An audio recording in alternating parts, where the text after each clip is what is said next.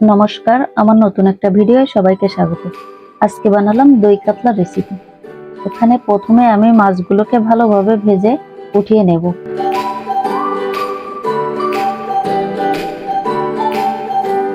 এরপর কড়াইতে তেজপাতা, শুকনো ঝাল ফোড়ন দিয়ে কুচি করা পেঁয়াজটা ভেজে নেব। পেঁয়াজ কিছুটা ভাজা হলে পেঁয়াজ, রসুন, আদার পেস্টটা দিয়ে দেব।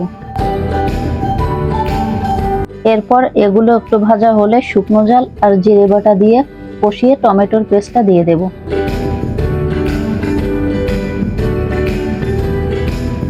কিছুক্ষণ পর পরিমাণ মতো হলুদ, লবণ দিয়ে আবারও ভালো মতো নেড়েচেড়ে কাজু বাদাম পেস্টটা দিয়ে দেব। এরপর এটাতে তেল ছাড়লে টক দই দিয়ে ভালোভাবে নেড়েচেড়ে পরিমাণ মতো জল দিয়ে দেব।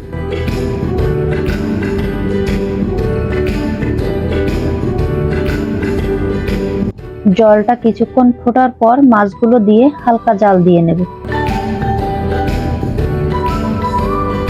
এভাবে রেডি আমার দই কাতলা রেসিপি। কেমন হয়েছে কমেন্ট করে জানাবেন।